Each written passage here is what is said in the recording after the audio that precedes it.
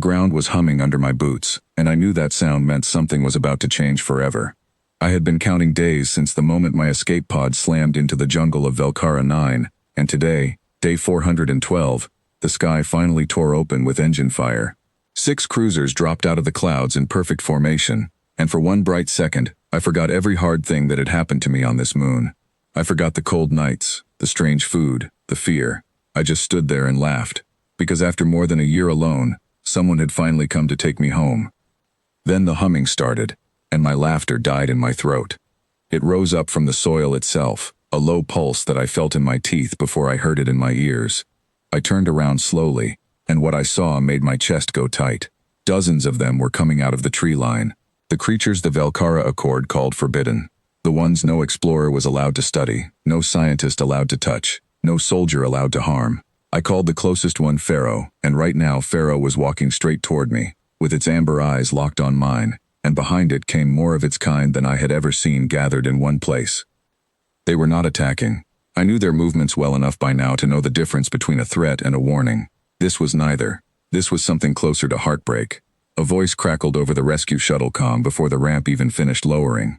It belonged to a woman named Grace Whitfield, the commander of the retrieval mission, and her tone had the sharp edge of someone trained to expect danger everywhere. "Unidentified biological cluster approaching the landing zone," she said. "Deploy containment measures." "No," I shouted, loud enough that 2 of her armored technicians flinched. "Do not touch them. Do not fire on them." "Sir, we have protocol for hostile wildlife encounters," Grace answered, stepping down the ramp with a weapon raised low but ready. "They are not hostile," I said. "They kept me alive." She looked at me the way people look at someone who has spent too long talking to himself in an empty room.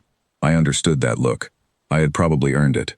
But I did not have time to explain 412 days of survival in a single sentence, so I did the only thing I could think of. I walked toward Pharaoh with my hands open, and the humming in the ground grew louder, filling the clearing like a held breath.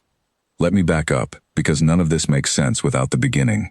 My name is Daniel Carter, and before all this, I was a systems engineer on a survey vessel called the Horizon Drift. We were mapping resource patterns near the outer rim when something in the ship's core failed catastrophically. I still do not fully understand what happened. One moment I was running diagnostics, and the next, alarms were screaming and the deck was tilting under my boots. My escape pod launched on its own, some automated safety protocol kicking in before I had even made the choice myself, and I watched through a cracked viewport as the Horizon Drift broke apart into pieces of burning metal against the black. The pod dragged me down through a thin atmosphere and slammed into a jungle floor hard enough to crack 3 of my ribs. I lay there for I do not know how long, staring at a canopy of glowing blue leaves, wondering if I had traded a quick death in space for a slow one on the ground. That first night, I heard something moving outside the pod. My hands shook so badly, I could barely grip the multi-tool I found in the emergency kit. I sealed every gap I could find and sat with my back against the wall, listening to shapes shifting through the underbrush, waiting for teeth or claws or something worse. Nothing came. Not that night, and not the next.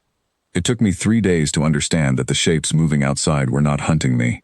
They were circling me. 6 creatures, each about the size of a large dog but built with too many joints in their limbs, their skin shifting color like a chameleon reacting to moonlight. I watched them through a crack in the hull, and realized they were not looking at the pod. They were looking past it, into the deeper jungle, where something else was moving, something with a lower growl and a heavier step. The predator never came close. Every time it tried, the 6 creatures moved together, forming a wall between it and my pod, and eventually the growling faded back into the trees. I did not understand why they were protecting me. I still do not fully understand it, even now. But over the following weeks, I began to trust them, slowly, the way you learn to trust anything that keeps showing up when it does not have to. I gave the closest one a name because naming things makes them feel less like a mystery and more like a companion. Pharaoh had amber gold patterns that shifted brighter when it was calm and darker when it sensed danger. It never let me touch it for the first 100 days. It kept a careful distance, close enough to guard but far enough to remain unknown. Then one night, a storm rolled in that shook the trees like they were made of paper, and the temperature dropped so fast I thought I might not survive until morning. I had no fire, no shelter beyond the cracked pod, and I remember curling into the smallest space I could find, shivering so hard my jaw ached. Pharaoh came inside. It pressed its warm body against mine without a sound, and I felt heat radiating off its strange, iron-dense skin, enough to keep the worst of the cold away until dawn. I did not sleep that night, not really, but I remember lying there thinking that I had never felt so certain that something wanted me to survive. After that, everything changed between us. I learned that the creatures communicated through low-frequency pulses that traveled through the ground more than through the air. I could not hear the words, if they were words at all, but I could feel the rhythm of them, and I learned to read Pharaoh's posture the way you learn to read a friend's face. A stiff spine meant danger nearby. A lowered head meant curiosity. A long, slow blink meant something close to trust. They had rituals too. Every seventh sunset, no matter where they were or what they were doing, every creature on the moon stopped moving and turned to face the same direction, until the smaller of the two moons cleared the horizon. I never learned why. I only learned to sit quietly beside Pharaoh during those moments, because interrupting them felt like breaking something sacred. I watched them grieve once. A rock slide took one of their group, and the two closest to it stood over the body for 2 full days without eating or sleeping. I sat with them the entire time, not because I understood their sorrow completely, but because I understood sorrow itself, and it felt wrong to leave anyone alone with it, even creatures the rest of the galaxy called forbidden. By month 6, I had stopped thinking of them as unknown wildlife. By month 10, I had stopped thinking of them as anything other than family. I built a small shelter using scraps from my pod and vines from the jungle floor. Pharaoh helped, in its own way, dragging heavier branches with a strength I never expected from something its size. I learned which fruits were safe to eat because I watched what the creatures avoided and copied their choices. I learned to move quietly through the jungle because Pharaoh taught me, without a single word, simply by walking ahead of me and showing me where to place my feet. There were hard days too. Days when the loneliness for other humans hit me so hard I could barely breathe. Days when I sat by a small fire and thought about my sister back home, about the sound of her voice, about ordinary things like traffic and coffee and rain on a window. I missed being human in a way that is hard to explain unless you have lost it completely. Pharaoh seemed to know when those days came. It would sit closer than usual, its head resting near my shoulder, saying nothing because it had nothing to say, only offering the simple fact of its presence, which somehow was enough to get me through the night. I never forgot that a rescue might come. I kept a small signal beacon running, salvaged from the pod's wreckage. Even though its range was weak and its power was fading fast, I did not truly believe anyone would find it. The moon was marked as forbidden, a place no ship was supposed to enter, which meant no ship was likely to be listening either. But someone was listening. A passing supply route picked up the faint signal nearly a year after I had activated it, and word eventually reached the Accord Command that a human survivor might still be alive on Velcara 9. That is how Grace Whitfield ended up standing in my clearing with a weapon raised, staring at a wall of forbidden creatures she had never been trained to understand. Back to that moment, because everything that mattered happened in the next few minutes. "Sir, we have a narrow extraction window," Grace said, her voice tight. "If that cluster becomes aggressive, my team has orders to defend the shuttle." "They will not become aggressive unless you give them a reason to," I said, still walking slowly toward Pharaoh. "Lower your weapons, please." I watched her jaw tighten, the internal struggle written clearly across her face.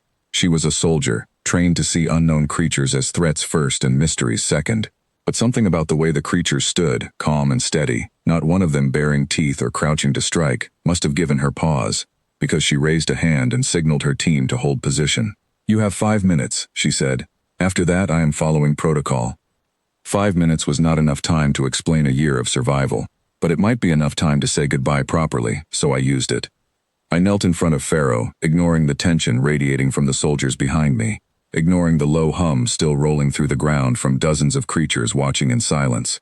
I placed both hands against the sides of Pharaoh's head, something I had never done without an invitation before, and I tried to communicate the only way I knew how, through steady eye contact and a calm, open posture. "I am not being taken," I said quietly, even though I knew Pharaoh could not understand my words. "I am going home." But home does not mean gone forever. Pharaoh's amber eyes studied me for a long moment. Its skin shifted through several colors, patterns I had learned to associate with confusion, then worry, then something quieter I had only seen once before, the night of the storm when it first pressed its body against mine to keep me warm. Then Pharaoh did something it had never done. It pressed its head against my chest, hard enough that I felt it in my ribs, and held it there. Behind me, I heard Grace exhale sharply, and I understood without turning around that she was witnessing something that broke every rule the Accord had ever written about this forbidden moon. The humming in the ground began to change. It softened, spreading outward from where Pharaoh and I stood, moving through the gathered creatures like a wave losing its strength. One by one, they stepped back from the tight circle they had formed, opening a path through the jungle floor straight toward the shuttle ramp. I stood slowly, keeping one hand resting on Pharaoh's shoulder as long as I could, and I began walking down that path. Pharaoh walked beside me, matching my pace exactly, its shoulder brushing against my leg with every other step. Neither of us made a sound. There was nothing left to say that the walking itself was not already saying.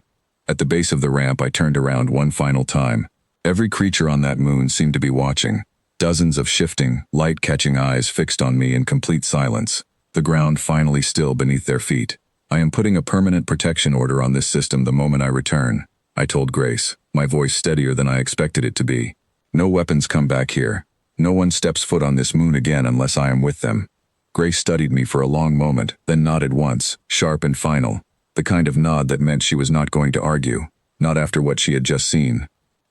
The shuttle doors closed behind me, and through the small viewport, I watched Pharaoh remain exactly where I had left it, amber gold and steady, until the atmosphere swallowed the ground, and there was nothing below us but cloud. The trip back to Accord space took 11 days, and every single one of them felt strange in a way I had not expected. I had spent so long dreaming about clean sheets and warm meals and the sound of other human voices that when I finally had all of it again, it felt almost foreign, like clothes that no longer fit quite right. Grace checked on me twice during the journey, always with the careful politeness of someone unsure how to talk to a man who had survived alone for over a year. On the second visit, she finally asked the question I could see building behind her eyes since the moment she saw Pharaoh press its head against my chest. "What were they really?" she asked. "The creatures back there." I thought about it for a long moment before answering. "Family," I said. "That is the only word that fits." She did not push further, and I appreciated that more than she probably realized. When we finally reached the Accord research station, I was met with a small crowd of officials, doctors, and a few reporters who had somehow already heard fragments of what happened on Velcara 9. I answered their questions as honestly as I could, describing the creatures not as forbidden monsters but as intelligent beings who had shown me more loyalty in a year than most people show each other in a lifetime. Some officials were skeptical. A woman named Ellen Marsh, head of the Exclusion Zone Committee, sat across from me during a formal debrief with an expression that made it clear she thought I might be suffering from some kind of prolonged isolation sickness. "You are asking us to reclassify an entire protected system based on emotional testimony," she said, her tone careful but doubtful. "I am asking you to reclassify it based on a year of evidence," I answered. "I have logs, I have observations, I have proof they communicate, that they grieve, that they protect. That is not emotional testimony. That is science you were too afraid to collect." The room went quiet after that. I do not know if my words changed anything immediately, but a week later, I was informed that a research team would be assembled, with strict rules of engagement, to study the creatures under careful, non-invasive conditions. And I was told, much to my relief, that I would be leading that team. It took 3 months to prepare the mission properly. 3 months of meetings, equipment checks, and careful negotiations with officials, still nervous about approaching a system with such a dangerous reputation. 3 months of missing Pharaoh so badly that some nights I found myself standing outside just to feel the cold air, remembering the warmth of a creature who had once kept me alive through a storm that should have killed me. When we finally returned to Velcara 9, I stepped off the shuttle first, alone, exactly as I had promised. The clearing looked different in daylight without fear clouding my vision. The fern trees glowed softly even under the sun, and the air carried that same strange mineral scent I had grown used to during my year of survival. I waited only a few minutes before I felt it, the low hum rising through the ground, familiar now instead of frightening. Pharaoh emerged from the tree line first, moving faster than I had ever seen it move before, and for a moment, I forgot every official title I now carried, every research protocol I was supposed to follow, and I simply dropped to my knees in the dirt and let it press against me exactly the way it had the day I left. The rest of the research team watched from a respectful distance, cameras recording carefully, notebooks filling with observations that would eventually reshape everything the Accord thought it knew about intelligent life on forbidden worlds. But none of that mattered to me in that moment. All that mattered was the steady warmth beside me, the quiet certainty that some bonds do not break just because distance and time try to test them. Over the following years, Velcara 9 became something entirely different from the isolated, feared system it once was. It became a place of careful study, mutual respect, and slow, patient understanding between two very different kinds of intelligence. I split my time between the research station and long stretches back on the moon itself, and Pharaoh never once treated those returns as anything less than a homecoming. People sometimes ask me if I regret the year I spent stranded there, cut off from everything familiar, forced to survive among creatures no one else trusted. I always give them the same answer. I do not regret a single day of it, because that year gave me something most people never find in their entire lives. It gave me a bond built entirely on trust, patience, and quiet loyalty, formed not through words but through actions repeated night after night, until they meant more than any promise ever could. The Galactic Fleet came to rescue one human from a forbidden moon. What they did not expect was that the moon, and the creatures who called it home, had already claimed that human as one of their own, and no rescue in the galaxy was ever going to change that.